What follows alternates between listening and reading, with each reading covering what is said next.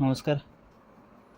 मला वाटतं आपलं स्कोप झालेले आहेत दोन्ही मायक्रो आणि मॅक्रो इकॉनॉमिक्सचे स्कोप झालेले आहेत. आता फीचर्स बघायचे आहेत. स्कोपचे आपण दोन वेगवेगळे व्हिडिओ बनवले. फीचर्सची मला वाटतं आपण एकच बनवूया.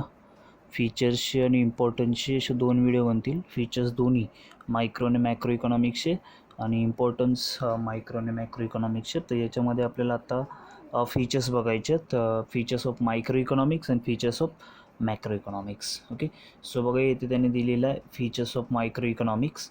काय सांगतात ते? फीचर्स म्हणजे वैशिष्ट्य, जे खासियत. मायक्रो इकॉनॉमिक काय आहे, ते काय करू शकतं, म्हणजे त्याच्यामध्ये काय स्पेशल आहे, स्पेशालिटी आपण त्याला म्हणतो, त्याला फीचर्स म्हणतात. हां, सो मायक्रो इकॉनॉमिकचे फीचर्स काय, त्याची खासियत काय? It study of individual units. तो इंडिव्हिज्युअल युनिट्सला स्टडी करतो. मायक्रो इकॉनॉमी काय करतं? इंडिव्हिज्युअल युनिट्सला स्टडी करतो. की इंडिव्हिज्युअल युनिट म्हणजे एक व्यक्तीला स्टडी करतो, तो मायक्रो इकॉनॉमिक, त्याची एक खासियत. दुसरी आहे प्राईस थिअरी. मायक्रो इकॉनॉमिकला प्राईस थिअरी असं सुद्धा म्हटलं जातं, है ना. मायक्रो इकॉनॉमिकला प्राईस थिअरी असं सुद्धा म्हणतात. तिसरं आहे पार्शियल इक्विलिब्रियम. हा इक्विलिब्रियम पार्शियल आहे. कसा, ते नंतर वाचल्यावर तुम्हाला समजेल. हा आहे बेस्ड ऑन सर्टन अझम्पशन्स. हा सर्टन अझम्पशन्सवरती बेस्ड आहे. अझम्पशन म्हणजे तुम्हाला माहिती असेल, गृहीतक आपण त्याला म्हणतो, ते अझम्पशन्सवरती बेस्ड आहे हा. नंतर आहे स्लायसिंग मेथड. तर स्लायसिंग म्हणजे स्लाइस करणे, तुम्हाला माहिती असेल, तुकडे पाडणे. आपण सुरीने जसं कापतो त्याला तुकडे पाडणे म्हणतो. तर स्लायसिंग मेथड यूज करतो हा. Use a marginalism principle. हा मार्जिनलिझम प्रिन्सिपलसुद्धा यूज करतो. तो काय असतो ते बघू आपण. त्याच्यानंतर मला वाटतं 6 झाले. इकडे काय आहेत का? अच्छा, 8 आहेत एकूण. सो बघा, 7वा आहे ॲनालिसिस ऑफ मार्केट स्ट्रक्चर. 7वा काय आहे? Analysis of market structure. तो मार्केट स्ट्रक्चर ॲनालाइज करतो. आणि 8वा आहे लिमिटेड स्कोप. मायक्रो इकॉनॉमिकचा स्कोप कसा आहे, तर तो लिमिटेड आहे. ओके, सो आपण फीचर्स बघणार आहोत. मग फीचर्स पहिला दिला आहे आपल्याला, स्टडी ऑफ इंडिव्हिज्युअल युनिट्स. आता थोडं थोडं तुम्हाला समजलं असेल. फीचर्स म्हणजे आपण बघितलं खासियत, काय खासियत आहे मायक्रो इकॉनॉमिक्सची. तर बघा, study of individual units. Micro economic काय करतो? स्टडी करतो. कोणाला? इंडिव्हिज्युअल युनिट्सला. कसं बघा, micro economic the study of individual. Okay, now microeconomics is the study of behavior of small individual economic units, like individual firm, individual price, individual household, etc. काय सांगितलं? Study of individual unit. म्हणजे micro economics is a study. Micro economic काय? Study आहे of individual, नाही, of behaviour of small individual. Micro economic काय करतो? Study करतो. काय स्टडी करतो? बिहेवियर. तुमचा चुका झाल्या, ठीक आहे. मायक्रो इकॉनॉमिक काय करतो? स्टडी करतो, बिहेवियर स्टडी करतो. कसला? स्मॉल इंडिव्हिज्युअल इकॉनॉमिक युनिट्सचा. म्हणजे छोट्या छोट्या गोष्टींना तो स्टडी करतो. इंडिव्हिज्युअल म्हणजे एक, है ना. So economic unit. मग काय इकॉनॉमिक युनिट? म्हणजे इंडिव्हिज्युअल फर्म म्हणजे कंपनी. इंडिव्हिज्युअल प्राईस म्हणजे एका वस्तूची प्राईस. इंडिव्हिज्युअल हाऊसहोल्ड, एक घर. स्टडी करणे म्हणजे स्टडी ऑफ मायक्रो इकॉनॉमिक्स, है ना. मायक्रो इकॉनॉमिक काय करतो? इंडिव्हिज्युअल युनिट स्टडी करतो. त्याने सांगितलं micro economic is study of behaviour of small individual economic units. आता बरोबर बोललो मी. मायक्रो इकॉनॉमिक काय स्टडी करतो?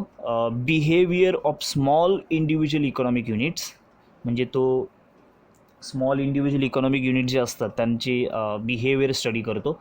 म्हणजे काय काय आहेत त्याच्यामध्ये? तर एखादी फर्म आहे, एखाद्या वस्तूची प्राईस, किंवा एखाद्या घराचं जे बजेट असतं वगैरे. सो ते स्टडी करणं म्हणजे इंडिव्हिज्युअल, ते मायक्रो इकॉनॉमिक्समध्ये येतं. हे झालं स्टडी ऑफ इंडिव्हिज्युअल युनिट्स. सोपं आहे मला वाटतं. दुसरं आहे प्राईस थिअरी. हा सगळ्यात सोपा पॉईंट आहे. गेल्या वर्षीपर्यंत याच्यावरती एक क्युरिझनसुद्धा विचारलं जायचं, याच्यावरती सुद्धा, आणि पहिला पॉईंट जो आहे ना आपली इंडिव्हिज्युअल युनिट्सवरती, त्याच्यावरती सुद्धा. सो बघा, प्राईस थिअरी काय होतं? Microeconomics deals with determination of a price of goods and services as well as factors of production. Hence it is known as a price theory, है ना. मायक्रो इकॉनॉमिकला price theory असं म्हणतात. काय सांगितलं? Micro economic deal with the determination of the prices of goods and services as well as a factor of production. Micro economic काय करतो, deal करतो कोणाशी, डिटर्मिनेशन ऑफ प्राईस. कसली प्राईस, गुड्स म्हणजे वस्तू, सर्व्हिस म्हणजे सेवा, as well as factor of production बघितलेलं आपण, फॅक्टर ऑफ प्रोडक्शन कालच्या व्हिडिओमध्ये. सो बघ, फॅक्टर ऑफ प्रोडक्शन आणि गुड्स आहेत, सर्व्हिस आहेत, यांची प्राईस डिटर्माइन करतो कोण, मायक्रो इकॉनॉमिक्स. म्हणून त्याला प्राईस थिअरी असं सुद्धा म्हटलं जातं. सोपा पॉईंट आहे ना. सेकंड पॉईंट, प्राईस थिअरी काय, micro economic deal with the determination of prices of goods and services as well as factors of production. Micro economic deal करतं कोणाशी, डिटर्मिनेशन ऑफ प्राइसेस कोणाचे, of goods and services as well as factor of production. Hence it is known as a price theory. सोपा point आहे, होऊन जाईल लगेच. Okay. Third असतो partial equilibrium. याच्यावरती सुद्धा क्वेश्चन येतो, हा किती मोठा आहे बघा, पार्शियल इक्विलिब्रियम आहे ना. सो बघ काय असतं पार्शियल इक्विलिब्रियम, त्याने काय सांगितलं बघू आपण.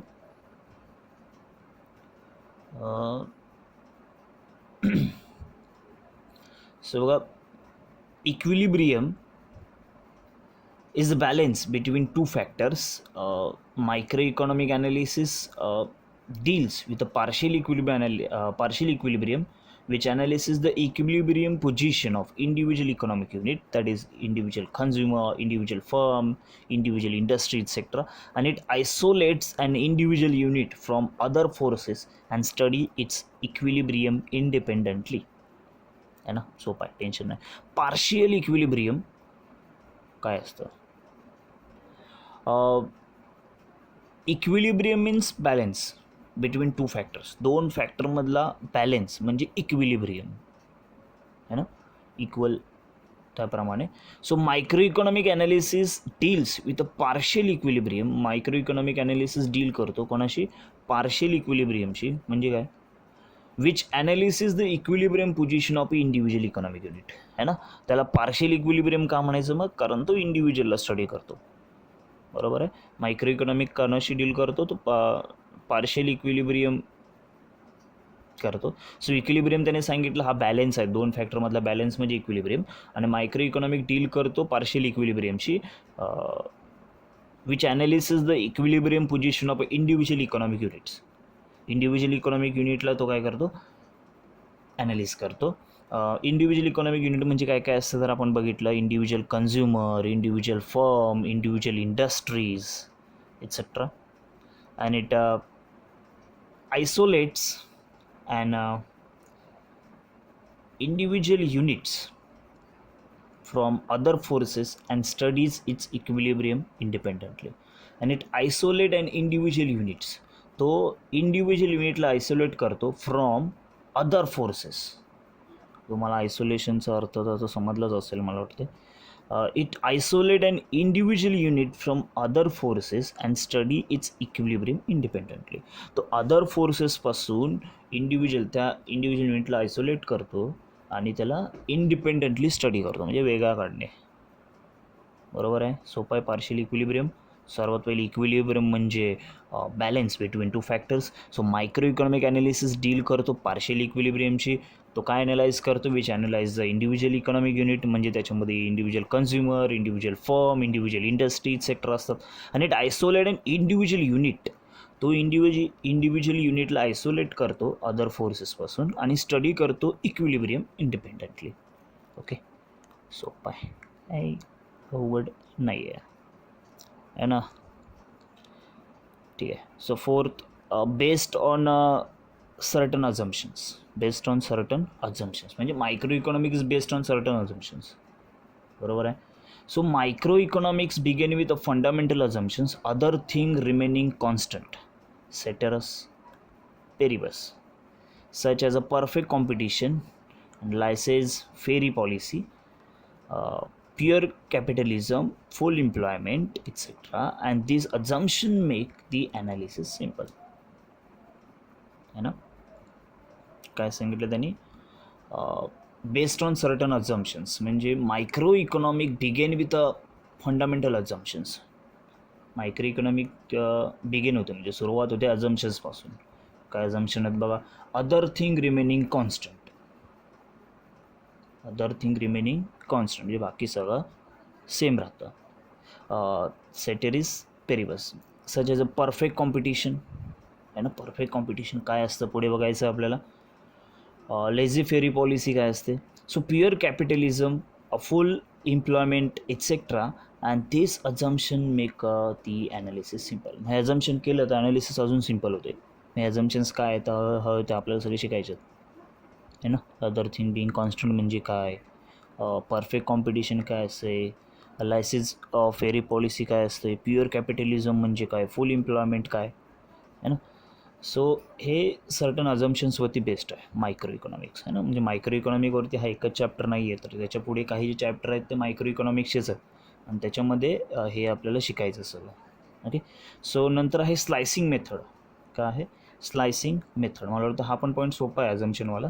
स्लायसिंग मेथड अजून सोपा आहे बघा. याच्यावरती सुद्धा क्वेश्चन येतो.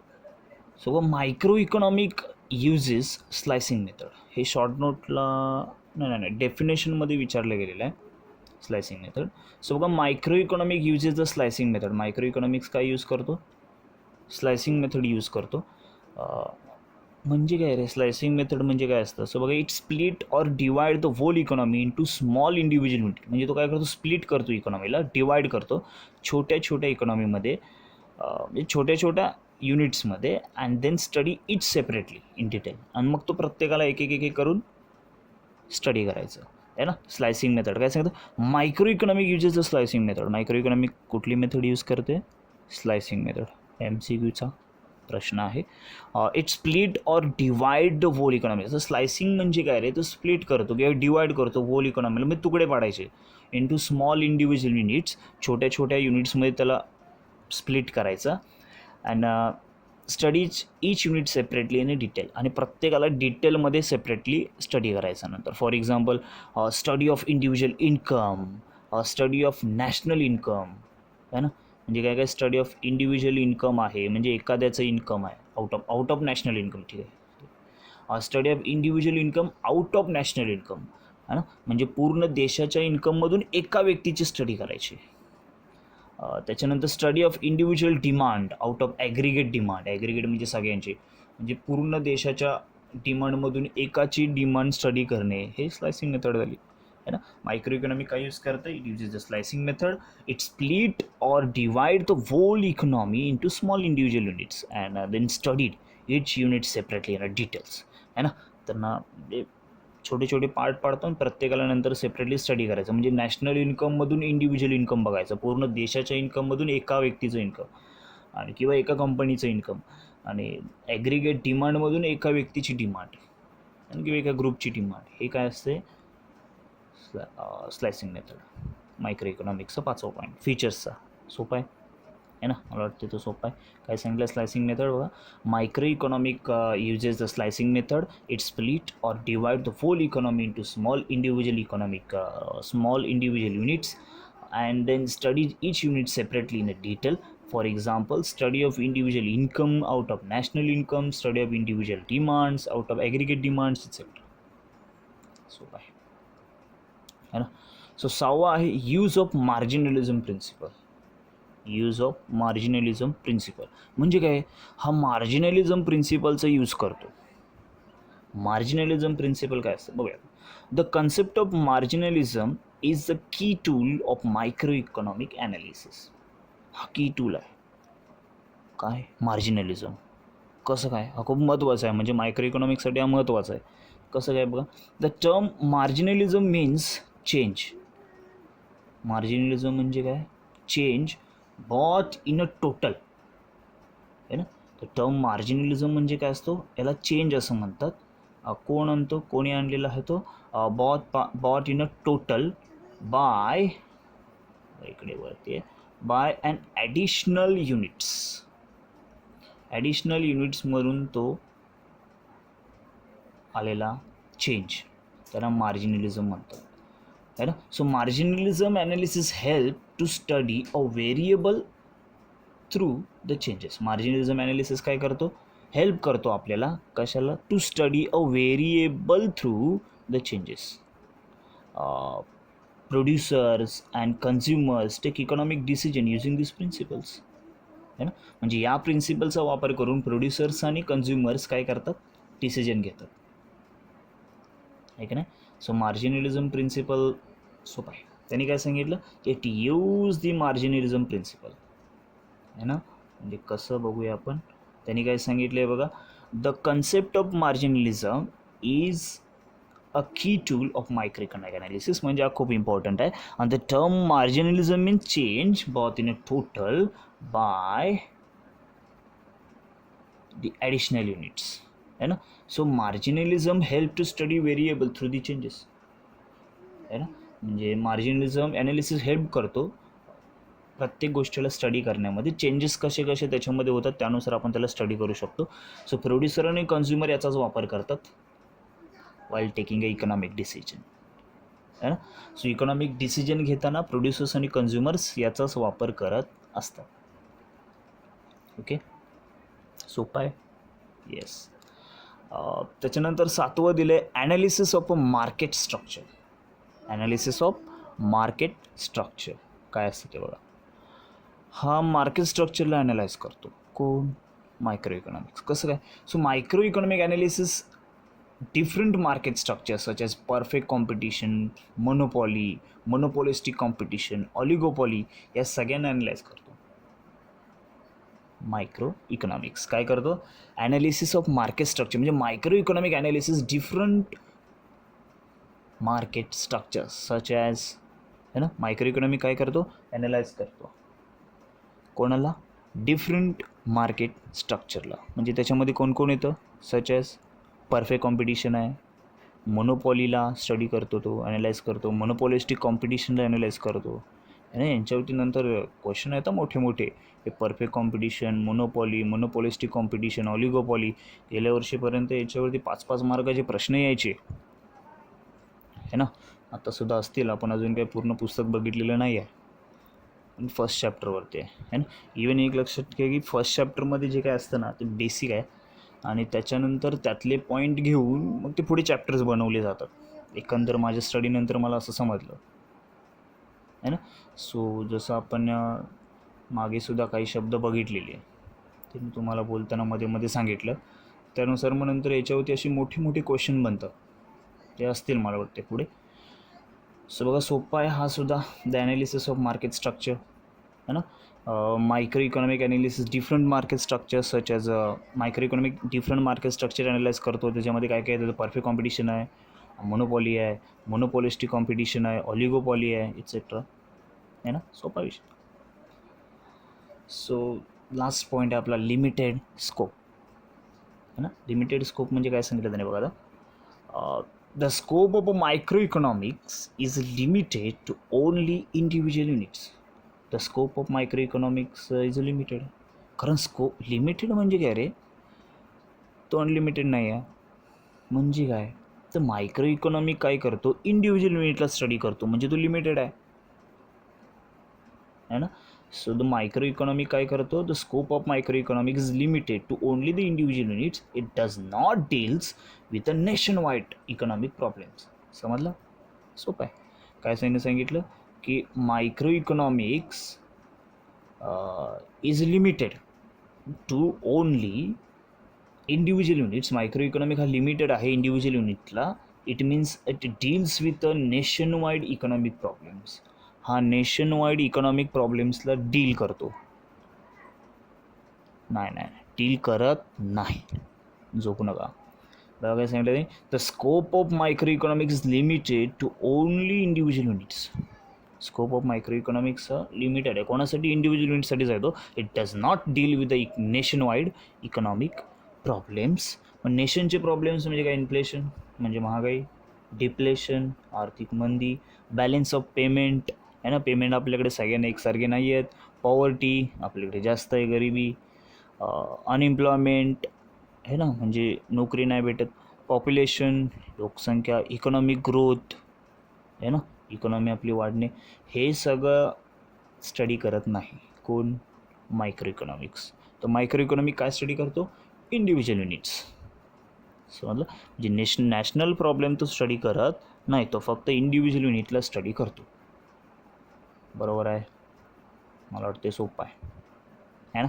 काय होतं हे फीचर्स ऑफ मायक्रो इकॉनॉमिक्स आहे ना. खूप इझी आहे, जर तुम्ही केलेत तर पटापट होऊन जाईल आहे ना. बाकी कारणं सांगणारे कारणं सांगतच बसतात, पण काही जास्त टेन्शन घ्यायचं नाही. जर तुम्हाला खरोखर अभ्यास करायचा असेल तर होऊन जाईल पटपट है ना. सो मग बघू पुढचा प्रश्न, तुम्ही एक साथच बघू. तुम्ही व्हिडिओ स्टॉप करून ते पहिलं पाठ करून नंतर मग हे पाठ करू शकता, नो प्रॉब्लेम. मोठी होईल थोडी पण ठीक आहे. दुसरा प्रश्न जो विचारला जाऊ शकतो, जे कुठलाही एक विचारला जाऊ शकतो. गेल्या वर्षीपर्यंत याचे 2 चॅप्टर होते, आता एकाच चॅप्टरमध्ये दोन्ही टाकले. म्हणजे फर्स्ट चॅप्टर मायक्रोचा होता आणि 7th मॅक्रोचा होता. म्हणजे मायक्रोचे वेगळा चॅप्टर आणि मॅक्रोचा वेगळा चॅप्टर होता. आता एकच चॅप्टर केलं आणि दोन्ही एकाच चॅप्टरमध्ये आहेत आणि हा 10 मार्कला दिलेला आहे.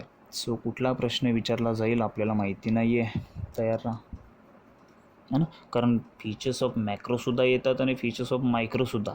सो गेल्या वर्षीपर्यंत विचारलं जात होतं है ना. आणि आपल्याकडे काय फक्त एकच एक्झाम नसते, वर्षभरामध्ये आपण खूप एक्झाम देतो.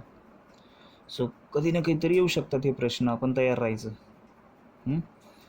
सो ठीक आहे. बघा, the features of macro economics काय असतं. फीचर्सचा अर्थ तुम्हाला समजला आहे, खासियत, वैशिष्ट्य. मॅक्रो म्हणजे देशाचा. आता मायक्रोमध्ये आपण इंडिव्हिज्युअल बघितला, तर मॅक्रो म्हणजे म्हणून देशाचा प्रॉब्लेम आहे. बघूया आता कसं. त्यांनी सांगितलेलं it study the individual unit. हे काय सांगतात, it study the aggregate. Aggregate म्हणजे पूर्ण. असं पाठ करायला सोपं जातं.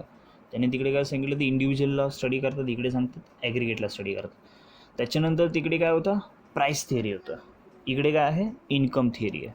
म्हणजे मॅक्रो इन्कम थिअरी सांगतो आणि मायक्रो प्राईस थिअरी सांगतो. तिसरं जनरल इक्विलिब्रियम. तिकडे काय होता, पार्शियल इक्विलिब्रियम है ना. इंडिपेंडन्स चौथा पॉईंट, मला वाटतं नसेल तसला काय आपण वाचला नाही. सो बघा, इंडिव्हिज्युअल्स मध्ये ते नव्हता ना, ठीक आहे. इंटरडिपेंडन्स आहे एक पॉईंट. त्याच्यानंतर आहे 5वं लंपिंग मेथड. तिकडे काय होता, स्लायसिंग मेथड होता, इथे लंपिंग मेथड आहे. त्याच्यानंतर ग्रोथ मॉडेलसुद्धा, इकॉनॉमिक ग्रोथ नव्हता ना, ग्रोथ मॉडेलसुद्धा नव्हता. त्याच्यानंतर इकडे आहे जनरल प्राईज लेवल आणि 8वा आहे पॉलिसी ओरिएंटेड. हे थोडेफार पॉईंट सेम आहेत, बाकी थोडे वेगळे आहेत, पण पाठ करायला काय अवघड नाही. आंबी किसी से कम नाही, डर के आगे जीते, शेलार क्लासेस, शाबास. सो बघा, स्टडी ऑफ ॲग्रिगेट्स पहिला पॉईंट. सो काय मॅक्रो इकॉनॉमिक्स. तर मायक्रो आणि मॅक्रोमध्ये कन्फ्युजन करत जाऊ नका, ते होतं, माझं पण होतं, पण जरा ट्राय करा. सो बघा, स्टडी ऑफ ॲग्रिगेट्स बघूया आपण. Macro economics deals with a study of economy as a hole and it concerned with the aggregate concept of national income, national output, national employment, general price level, business cycle, etc. बघा, macro economics deals with a study of economy as a hole. सोपं point आहे ना. तिकडे individual होता, इकडे पूर्ण hole म्हणजे सगळं. बघा, macro economics deals with a study of economy as a whole म्हणजे मॅक्रो इकॉनॉमिक पूर्णच्या पूर्ण इकॉनॉमीला स्टडी करतो. आणि it concern with a aggregate concept. म्हणजे हे ॲग्रिगेट कन्सेप्टला कन्सर्न करतात, सच ॲज नॅशनल इन्कम आहे, नॅशनल आउटपुट आहे, national employment, general price level, business cycle, etcetera है ना.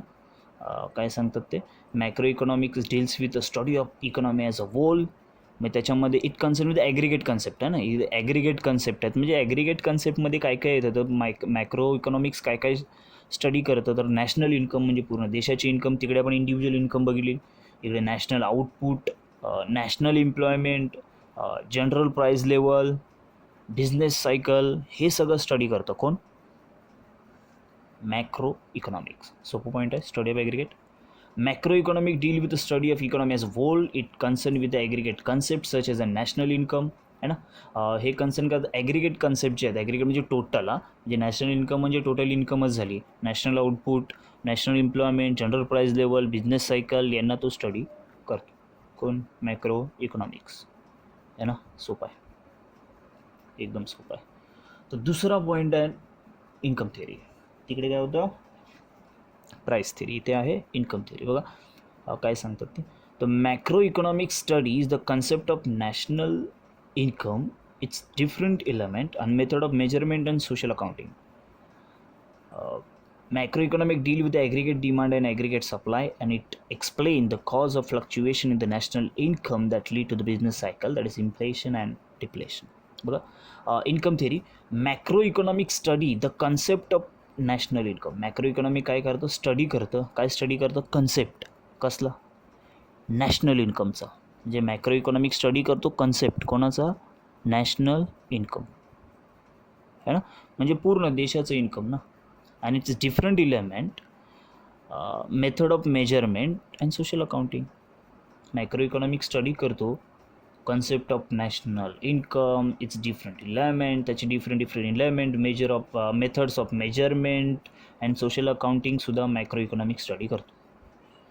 So macro economic deal with the aggregate demand and aggregate supply. Aggregate म्हणजे total demand and total सप्लायला macro economic study करतो, deal करतो.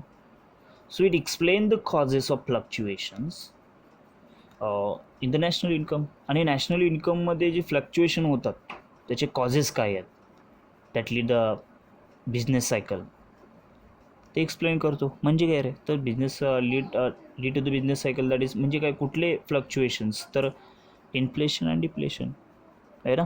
सगळं काय सांगितलं इन्कम थिअरीमध्ये, macro economic study the concept of national income. तो नॅशनल इन्कम, त्याचबरोबर its different element, method of measurement of social accounting, हे सगळं स्टडी करतो. आणि मॅक्रो इकॉनॉमिक डील करतो ॲग्रिगेट डिमांडशी आणि ॲग्रिगेट सप्लायशी. आणि इट ऑल्सो एक्सप्लेनसुद्धा करतो कॉजेस म्हणजे कारणं, फ्लक्च्युएशन जे होतं कशामध्ये, नॅशनल इन्कममध्ये, that lead the business cycle. म्हणजे कोण फ्लक्च्युएशन रे, तर इन्कम, इन्फ्लेशन अँड डिप्लेशन. कधी कधी प्राईस वाढते तर कधी कधी प्राईस कमी होते, असं का, हे कोण शिकवतं आपल्याला, इन्कम थिअरी. सोपं आहे, येस मला तर वाटते सोपं आहे. बघूया थर्ड पॉईंट आहे जनरल इक्विलिब्रियम ॲनालिसिस. तिकडे पार्शियल इक्विलिब्रियम होता, इकडे जनरल आहे. काय सांगतात बघा ते, macro economic deal with the behaviour of a large aggregates and their functional relationship. Macroeconomic deal with the behavior of large aggregate and their functional relationship. General equilibrium deal with the behavior of demand and supply and the price in whole economy. तिकडे individual होता, इथे hole economy पूर्ण देशाचं study करायचं, लक्ष ठेवा. So general equilibrium analysis काय असतं, macro economic deal with the behaviour of large aggregate. Macro economic deal करतो कोणाबरोबर, behaviour of a large aggregate, म्हणजे सगळे, अँड देअर फंक्शनल रिलेशनशिपसुद्धा बघतो. मायक्रो इकॉनॉमिक कोणाशी डील करतो, बिहेवियर कोणाचं, लार्ज ॲग्रिगेट्स, सॉरी टोटल कसं वगैरे चेंज होतं वगैरे, त्यांचं फंक्शनल रिलेशनशिप बघतो डिमांड सप्लायची. सो जनरल इक्विलिब्रियम कोणाशी डील करतो, तर बिहेवियर कोणाची, demand supply and prices in a whole economy है ना. सो मॅक्रो इकॉनॉमिक डील करतो with the behaviour of a large aggregates and their functional relationship. Large ॲग्रिगेटचे behaviour आणि त्यांचे फंक्शनल रिलेशनशिप बघतो कोण, मॅक्रो. मग जनरल इक्विलिब्रियम काय करतो, डील करतो कोणाशी, behaviour of demand supply and price in whole economy. पूर्ण इकॉनॉमीमध्ये डिमांड सप्लाय आणि प्राईस काय असतं त्याला तो डील करतो. सोपं आहे ना, होऊन जाईल, टेन्शन नाही घ्यायचं. डर क्या की जीते, शिलार क्लासेस, शाबास आहे ना. सो चौथा आहे इंटरडिपेंडन्स. मला वाटतं याचा अर्थ तुम्हाला माहिती असेल, इंडिपेंडन्स सारखाच आहे ना काहीतरी, इंटरडिपेंडन्स. बघा आठवा काय असतं ते, तोपर्यंत आम्ही चालू करतो. बघा macro analysis takes into account interdependence between the aggregate economic variables such as income, output, employment, investment, price level, etc. For example, changes in the level of investment will finally result into changes in the level of income and level of output in employment and eventually the level of economic growth. So काय interdependence समजला अर्थ. Interdependence म्हणजे सगळे एकमेकांवरती अवलंबून आहेत. बघूया कसं. Macro analysis takes into account interdependence between. म्हणजे मॅक्रो ॲनालिसिस आपल्याला सांगतो की इंटरडिपेंडन्स सांगतो कोणामध्ये, ॲग्रिगेट इकॉनॉमिक व्हेरिएबल्समध्ये इंटरडिपेंडन्स आहे, म्हणजे सगळे एकमेकाला कनेक्टेड आहेत. कोण कोण? इन्कम, सच as income, output, employment, investment, price level, हे सगळे इंटरडिपेंडन्स आहेत, म्हणजे एकमेकांवरती अवलंबून आहेत. कसं काय आहे ना? कसं काय बघा, काय सांगितलं इंटरडिपेंडन्स म्हणजे macro analysis takes into account interdependence between aggregative economic व्हेरिएबलमध्ये इंटरडिपेंडन्स सांगतो, म्हणजे कोण कोण आहे त्याच्यामध्ये, such as income, output, employment, investment, price level et cetera.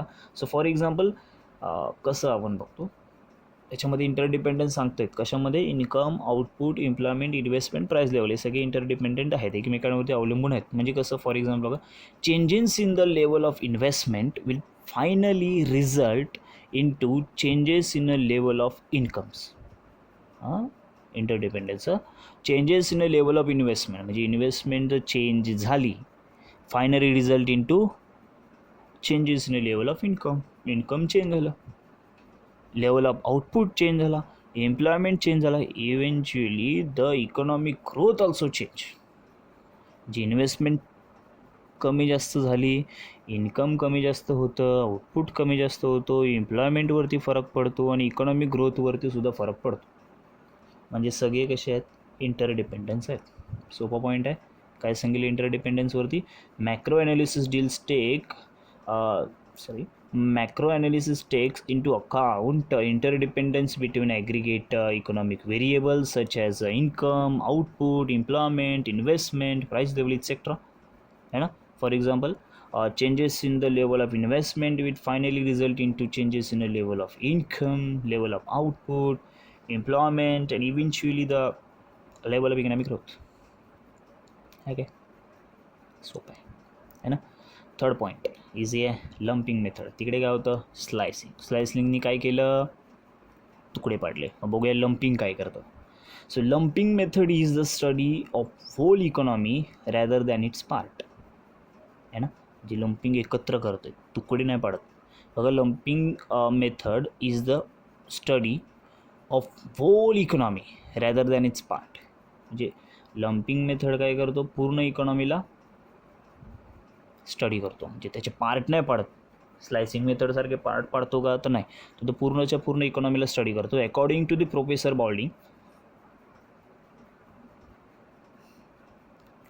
बॉल्डिंग काय सांगतात बघा, forest is an aggregation of trees but it does not reveal the property of individual tree. This reveals the difference between the micro economic आणि macro economics. है ना? So बघा, lumping method म्हणजे काय? Study the whole economy rather than the part, म्हणजे पूर्णच्या पूर्ण इकॉनॉमीला स्टडी करतो. म्हणजे अकॉर्डिंग टू दी बॉल्डिंग काय सांगतात? Forest is a aggregation of a trees. Forest हे ॲग्रिगेशन आहे ऑफ ट्रीज. ॲग्रिगेशन म्हणजे टोटल, म्हणजे त्याच्यामध्ये काय असतात? खूप साऱ्या ट्रीज, है ना? एका ट्रीनं तर फॉरेस्ट बनत नाही ना, अजिबात नाही. So forest is an aggregation of trees, but it does not reveal the property of individual trees.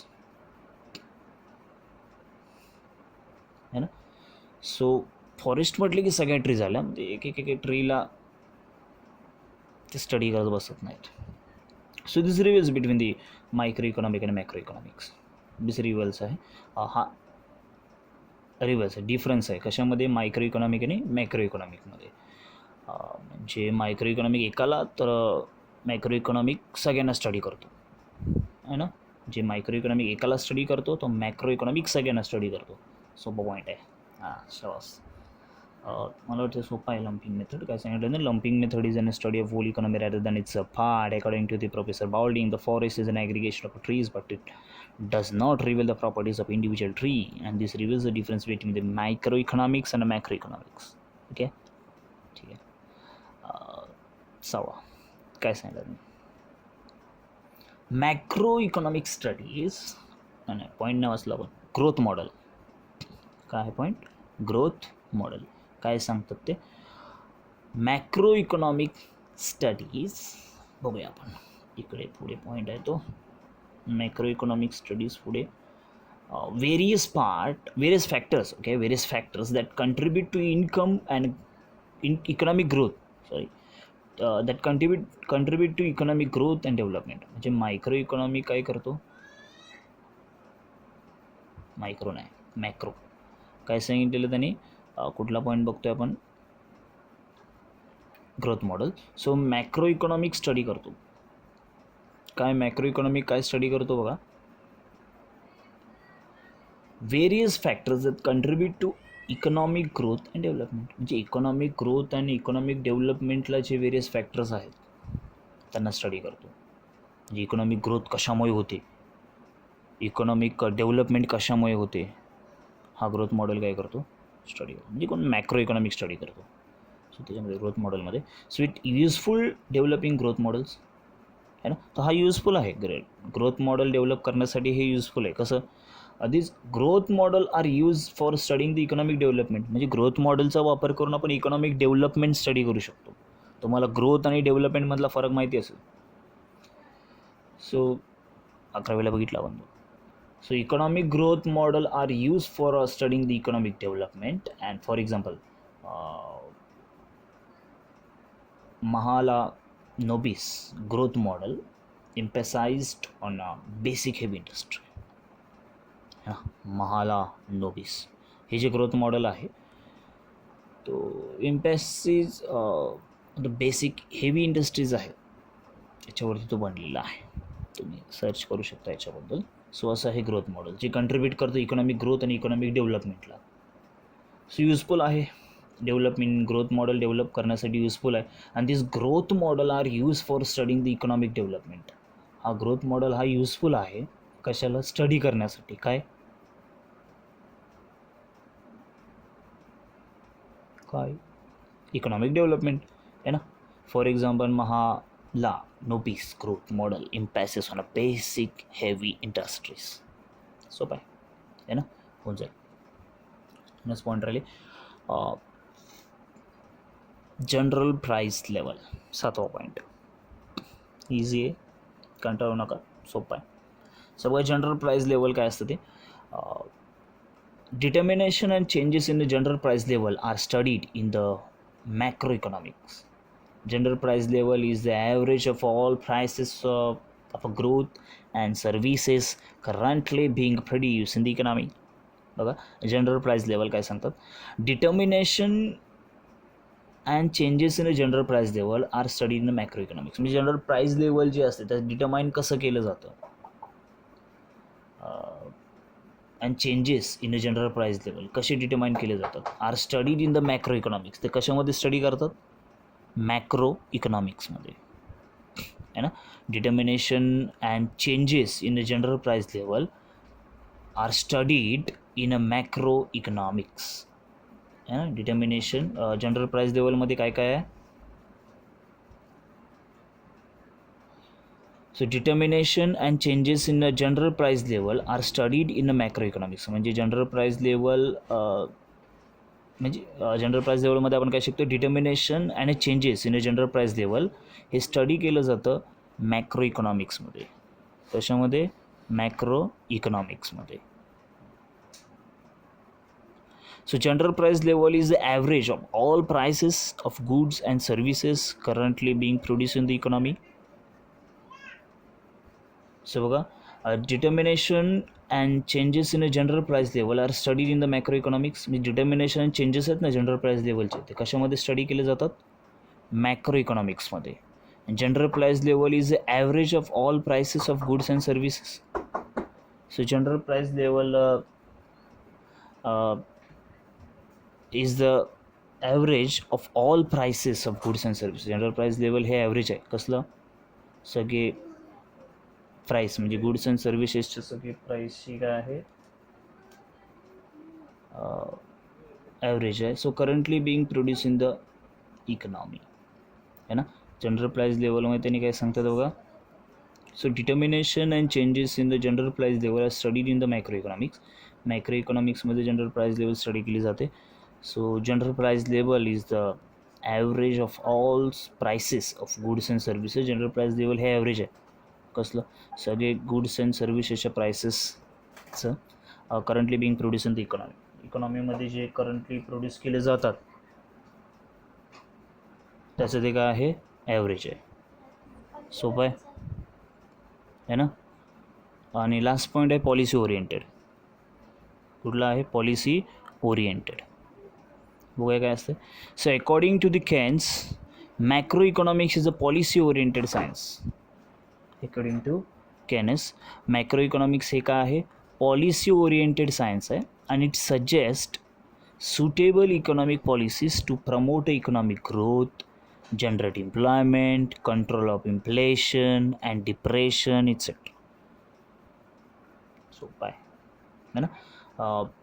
Policy oriented सुद्धा आहे मॅक्रो इकॉनॉमिक्स. म्हणजे अकॉर्डिंग टू केन्स बघा, macro economics is a policy oriented science. म्हणजे macro economics हे policy oriented science आहे आणि suggest the suitable economic policies.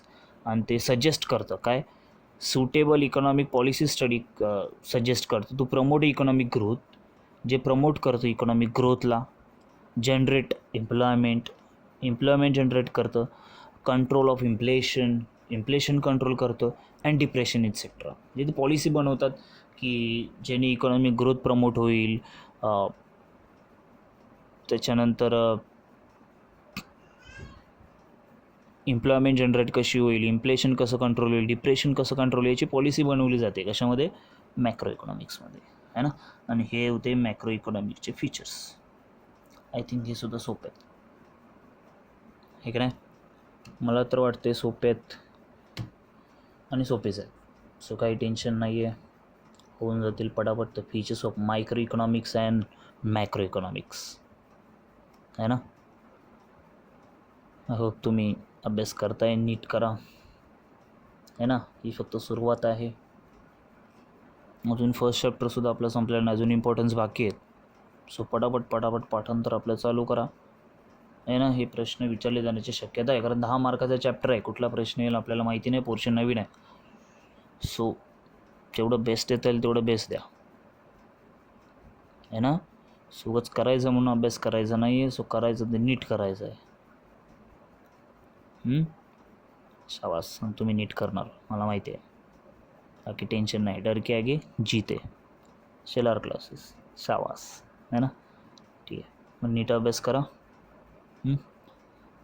भेटू आपण इम्पॉर्टन्स घेऊन नेक्स्ट व्हिडिओमध्ये. ठीक आहे, चल. जय हिंद, जय महाराष्ट्र.